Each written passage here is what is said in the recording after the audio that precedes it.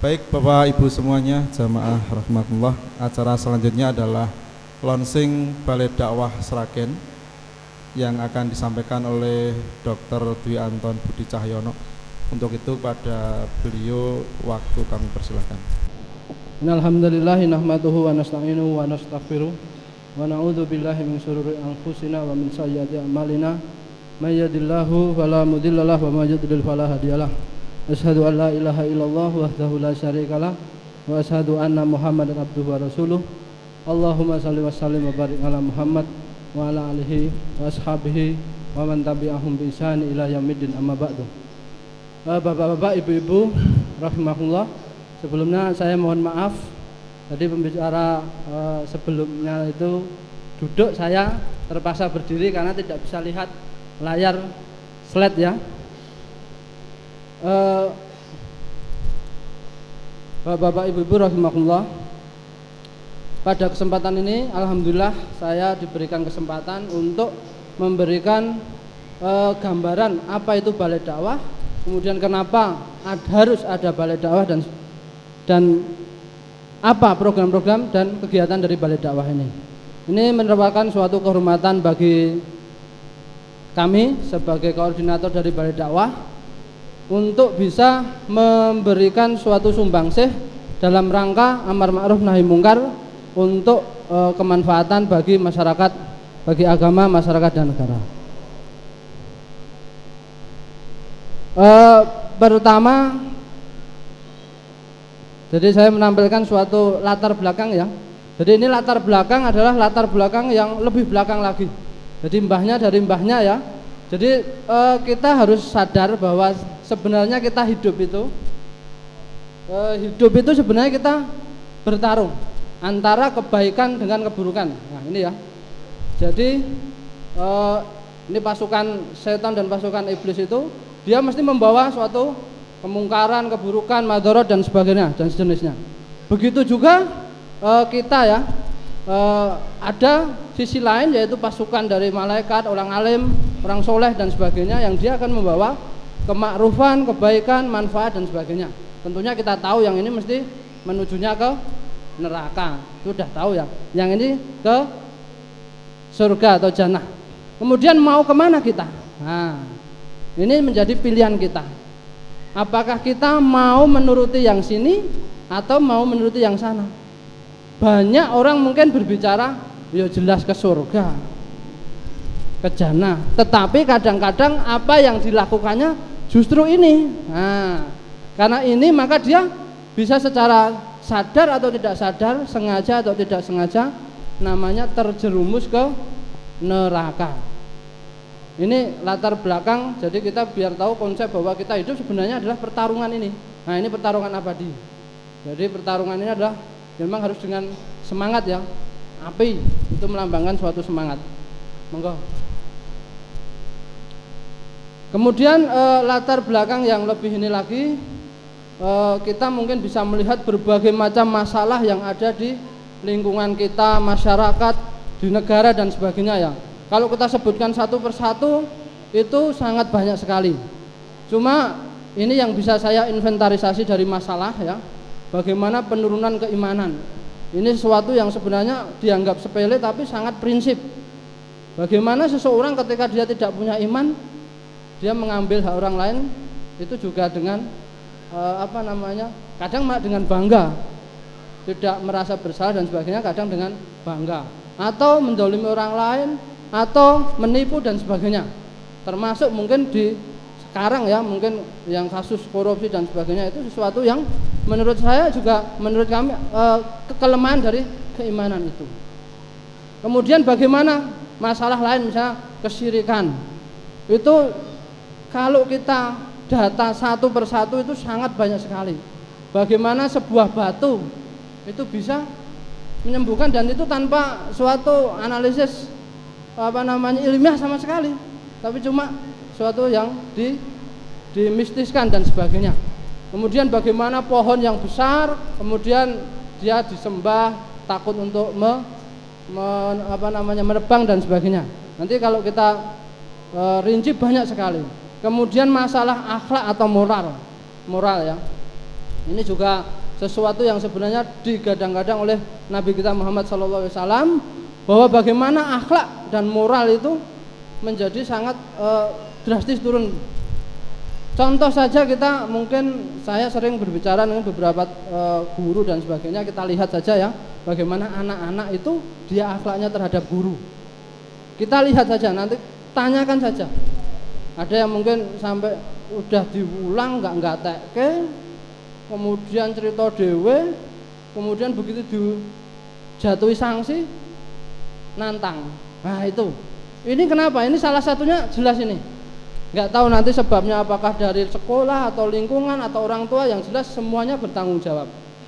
Kemudian yang ini kenakalan remaja, kita sudah lihat lah berbagai macam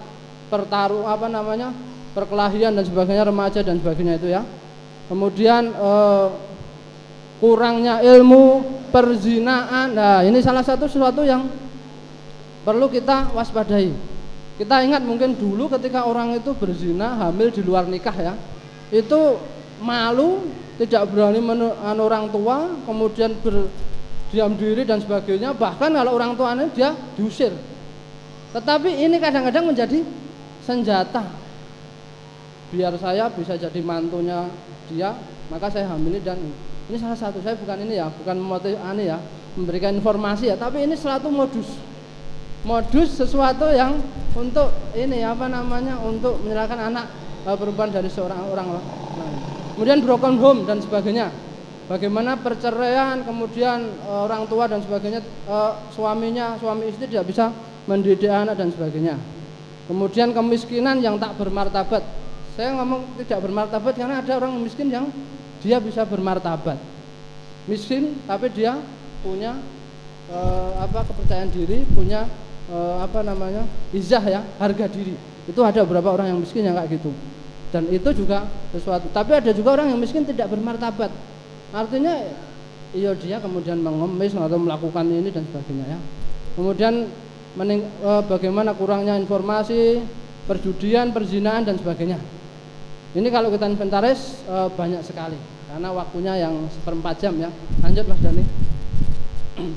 Kemudian dengan balai dakwah ini ya, saya mengibaratkan balai dakwah. Jadi tadi Bapak Camat mengharapkan bahwa balai dakwah bisa menjadi lembaga atau organisasi yang dia bisa memajukan dakwah secara masif, secara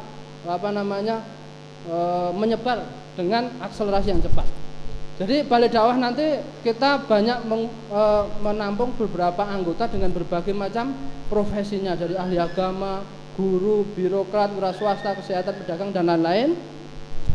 Kemudian di balai dakwah ini, maka kita dengan rumus ini ya, ini saya pakai rumus ini karena suatu rumus ini nanti dia dikoordinasi, di manajemen, kemudian kerjasama, sinergi dan sebagainya dalam suatu barisan soft. Nah ini mungkin kalau yang SMP SMA sudah tahu ya, ini salah satu rumus energi untuk membuat berantai ya, energi berantai ya, teorinya Einstein, sehingga hasilnya bisa menjadi sangat maksimal, menyebar luas, akselerasi, percepatan dan sebagainya. Dan inilah yang harus kita karena kecepatan kemungkaran, kemudian maksiat dan sebagainya itu begitu cepat.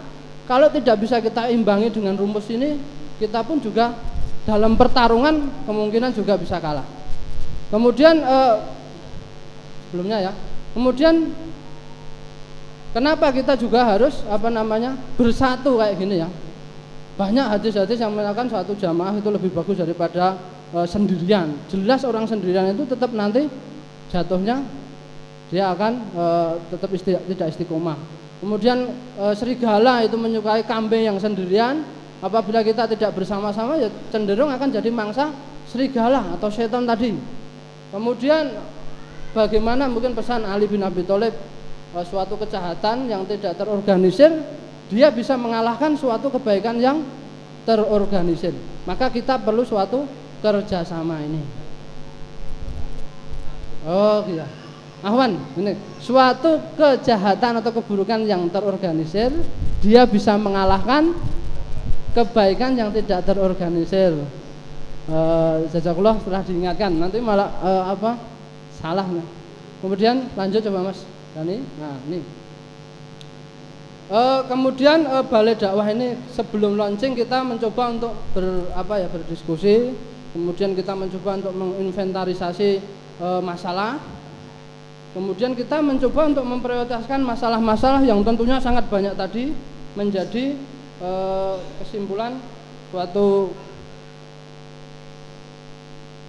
ini ya.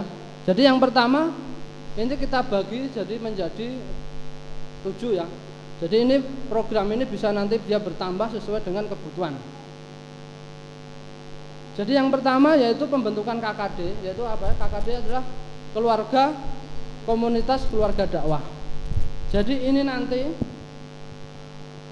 komunitas keluarga dakwah ini nanti akan membuat suatu kegiatan yang salah satunya pembentukan komunitas keluarga dakwah. Nah ini sudah kita bentuk dalam forum WA ya, jadi supaya nanti komunikasi dan sebagainya bisa cepat dan lancar.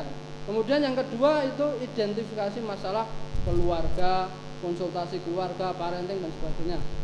Nanti beberapa program bisa dilihat di websitenya ya. Kemudian yang sudah kita jalankan hari ini adalah pembentukan komunitas itu. Kemudian yang kedua pemberantasan buta huruf Al-Quran ya.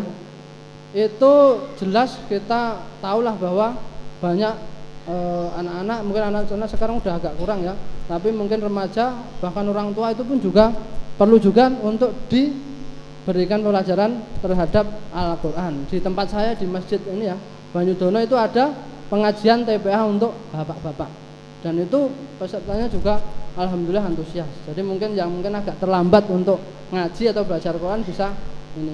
Kemudian yang ini tebar dai ya, tebar dai salah satu nanti sebelum Ramadan kita bisa berencana untuk mengadakan suatu training terhadap kultum Jumat, khutbah Ramadan dan pembuatan buletin ya. Ini salah satu misalnya khutbah Jumat ini ya, saya ada beberapa pengalaman yang kemarin saya ceritakan bahwa ada suatu masjid ketika khutbah Jumat itu kemudian nggak ada ini ya, nggak ada yang jadwal itu nggak datang, kebingungan. Ini jamaah mau bubar atau enggak lah. Itu sesuatu menjadi tantangan bagi kita. Kemudian bagian media dakwah ya kita sudah bentuk websitenya.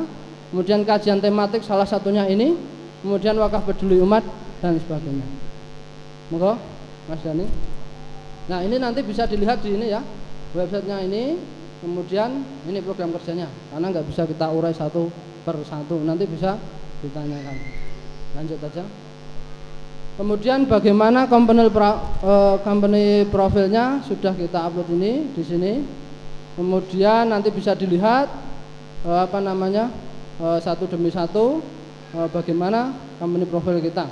Terus ini juga kita mencoba untuk mengumpulkan beberapa masukan, artikel dan sebagainya yang ada di sini, dari mulai berita ya, artikel pendidikan dan kesehatan dan sebagainya yang insya Allah nanti akan diisi supaya bisa diakses oleh masyarakat Gemolong, Sragen dan sekitarnya. Monggo Mas Dani. Nah ini nanti bisa dilihat profil pengurus, program kerja, konsep kerja, balai dakwah, kemudian company profil, alamat dan sebagainya sudah lengkap di sini. Kalau ingin mengetahui nanti bisa dibuka. Monggo lagi. Nah ini salah satu kita juga mencoba untuk selalu memberikan suatu berita-berita yang up to date terhadap perkembangan Sragen, Gemolong dan sebagainya ya. Mudah-mudahan nanti tim kita cukup solid sehingga bisa dari teman-teman itu ketika menemui suatu berita yang cukup bagus, yang cukup berpengaruh, segera 1x24 jam atau 2x24 jam bisa diupload terhadapnya. Termasuk ini salah satu kejanggalan hujan es di Gemolong. Monggo. Jazakallah khairan katsira, matur nuwun. Mudah-mudahan yang sedikit ini bisa memberikan gambaran sehingga memberikan kepada kita semangat untuk selalu fastabiqul khairat. Fastabiqul khairan. Assalamualaikum warahmatullahi wabarakatuh. www.balaidakwahsragen.com. Jadi bisa diakses lewat internet.